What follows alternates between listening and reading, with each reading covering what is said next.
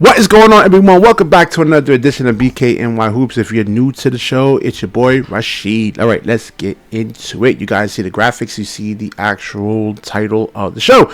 The Warriors, the Golden State Warriors, pretty much are hesitant to actually skip Michael Porter Jr. because pretty much of the draft capital. And we're going to get into a couple of stories tonight, / this morning, / today, whenever you actually really watching this actual video. So it looks like the Golden State Warriors are pretty much trying to rob the Brooklyn Nets. And if I'm Sharpe Marks, if you can't get 2 or 3 first round picks or a really good young piece, do not trade Michael Porter Jr. under any circumstances. For me, I've been saying this for the last couple of months. Keep him. And there's a whole bunch of plethora of reasons why you actually really want to do that. So let's get into the actual article of this show over here, man. Michael Porter Jr., Warriors hesitant on a trade, and let's get into the reasons why that actually is. And it says Warriors unsure about Michael Porter Jr. trade because of the draft capital.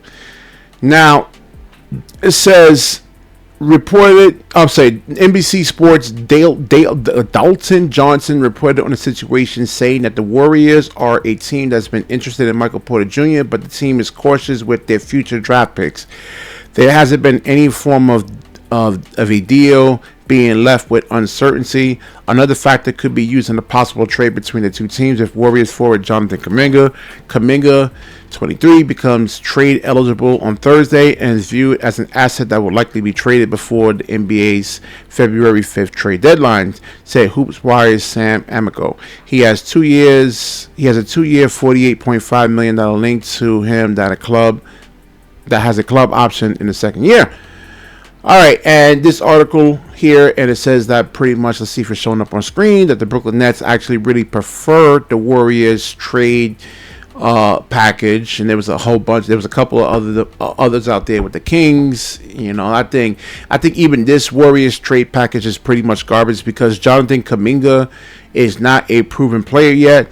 The Golden State Warriors, Steve Kerr didn't really believe in him. He pretty much benched him. There's another censor over here that we're talking about. I think the guy's name is Davis. Where is it? And he fell out of the rotation. So why would I trade like a all-star caliber player for a bunch of unproven guys here, man? And it says Golden State could match salaries by including Jonathan Kuminga, Moses Moody, and Buddy Hield. Now, Buddy Hield is someone that's in and out of their rotation.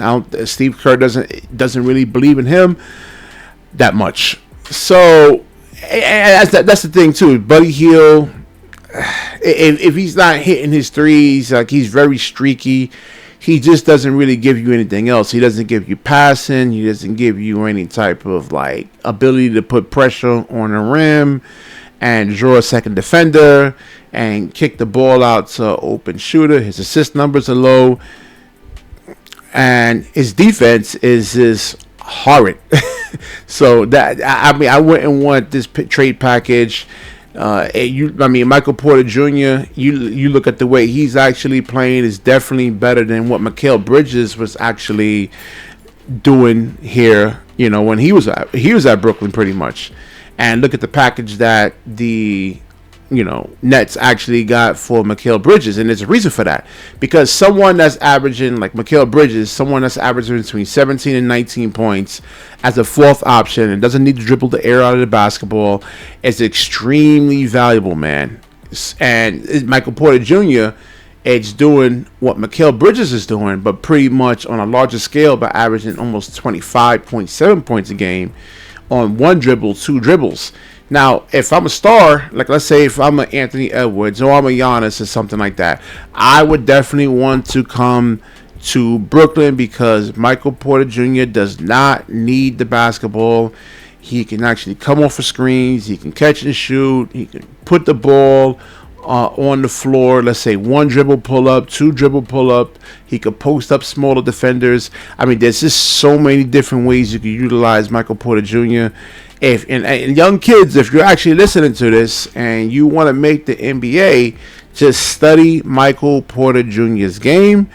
And, you know, he shows you, like, you don't really need all the fancy crossovers and in and outs and the aesthetics to really become an all-star in the NBA. Just really simple, like, basketball fundamentals. That's really like a lost art in, like, American basketball, because everybody wants to look at the Kobe's and the, you know, like the like, just pretty much the aesthetics. And Michael Porter Jr. is showing you that, like, you know, when it comes to team winning, you know, winning games, and this is the stuff that really, really matters now. And they had, like, better talent around Michael Porter Jr. The Nets, man, they would be making some noise. I wouldn't say that they would be the 4th or 5th seed, but there's a lot of competition in the East. But they would be maybe a 6th seed, a 7th seed. The way Michael Porter Jr. is playing, you just get some better guys that can actually, you know, get a better center, pretty much. I would say start Day'Ron. I mean, Day'Ron actually looked really, really good. And it also talks about in this article that they want Day'Ron Sharpe, and he could actually be the piece that actually puts this trade over the edge. And it says Day'Ron trade could unlock a Michael Porter Jr. trade. It says the Warriors may not be willing to give up 2 first-round picks for Porter alone, but perhaps they would consider doing so for a combination of he and Sharpe.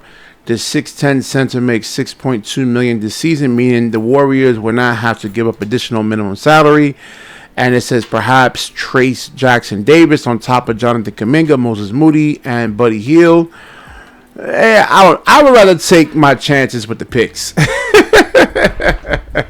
So this right here tells me that the Golden State Warriors really don't even believe they can actually win a championship. Because if you actually believe you can win a championship, and like, those picks don't mean anything. You don't know what those picks can actually be. It's so dicey when it actually comes to the draft.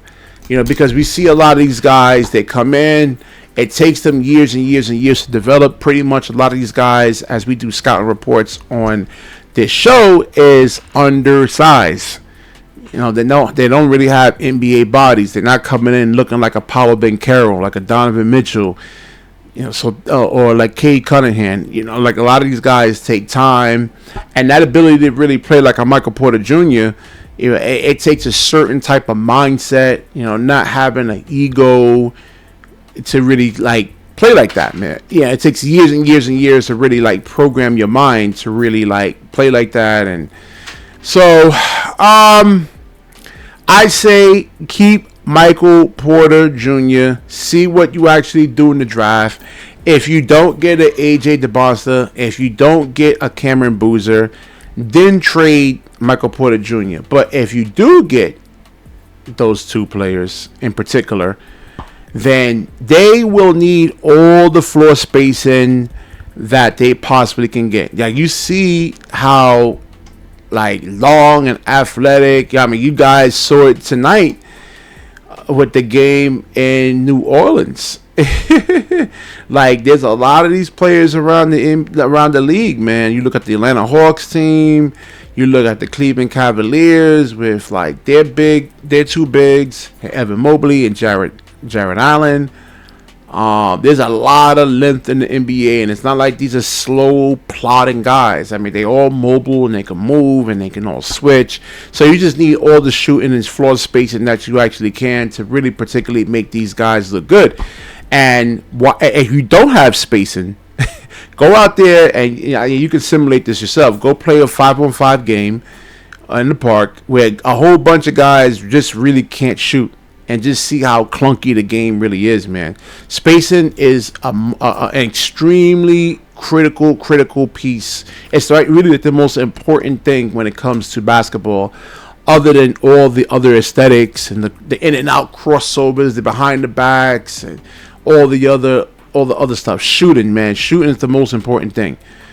All right, so let me know what you guys actually really think in the comment section. definitely like, comment, subscribe, and certainly share the actual show. When you share, the universe certainly shares back with you. Peace.